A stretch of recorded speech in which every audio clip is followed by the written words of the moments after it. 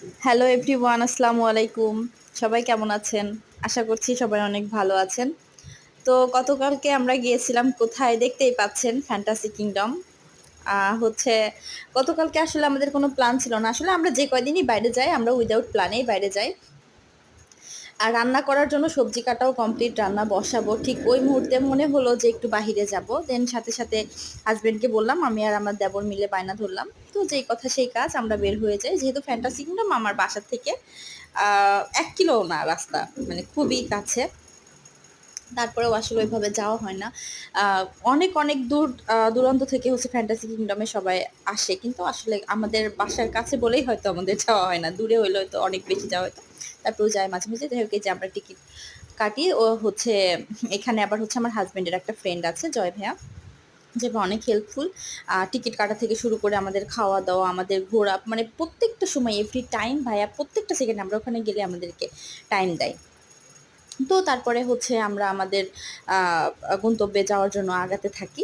হাঁটতে থাকি। অনেক ভাল লাগে। কারণ হচ্ছে মানুষজন অনেক কম ছিল গতকালকে। যার কারণে অনেক বেশি ভাল লাগছিল হাঁটতে।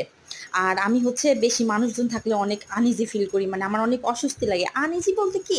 মানে আমার হচ্ছে কেমন যেন একটা লাগে। অস্বস্তি, অস্বস্তি, অস্বস্তি, অতিরিক্ত অস্বস্তি লাগে। তো তারপরে হচ্ছে আমরা ওখানে যাওয়ার পরপরই জয় ভাইয়া বলে যে, "যেহেতু দুপুর টাইমে আসছো, যেহেতু আর বাসা থেকে তো খাওয়া-দাওয়া করে যাই নাই। বলছি যে রান্না বসাবো ওই মুহূর্তে গেছি।" তো জয় ভাই বলল, "তাহলে আগে খাওয়া-দাওয়াটা করে নাও।" তো তারপরে আমরা আমাদের রেস্টুরেন্টে, মানে জয় ভাই যে রেস্টুরেন্টে নিয়ে যায়, ওই রেস্টুরেন্টে যাই। দেন হচ্ছে আমরা খাওয়া-দাওয়া করি। তো খাবারটা অনেক মজার ছিল, অনেক মজার ছিল। দুর্ভাগ্যবশত আমি অসুস্থ, মানে অসুস্থ ছিলাম, তো মাত্রই উঠছি জ্বর থেকে। তো যার কারণে আমি অত বেশি খেতে পারি না। তারপরে হচ্ছে আমরা যাই হচ্ছে ওয়াটার কিংডমের দিকে। এই যে দেখতেই পাচ্ছেন ওয়াটার কিংডমের রাস্তাটা হচ্ছে এটা। সিঁড়ি দিয়ে নেমে মাটির নিচ দিয়ে এই রাস্তাটা দিয়ে গিয়ে আবার সিঁড়ি দিয়ে উপরে উঠে তারপরে হচ্ছে ওয়াটার কিংডম। আমার মূলত হচ্ছে যাওয়াই হচ্ছে ওয়াটার কিংডমে যাওয়ার জন্য। আমার আর আমার দেবরের। মানে আমরা হচ্ছে সুইমিং এ মানে জাস্ট মজা করব ওইখানে। আ আমার দেবর তো খুব বেশি এক্সাইটেড ছিল আমার থেকেও। ও তো ছোট। তো ওর মানে ইচ্ছাটা একটু বেশি হবে অবশ্যই। তো যাই হোক, এই যে আমরা এখানে হচ্ছে আগাতে থাকি।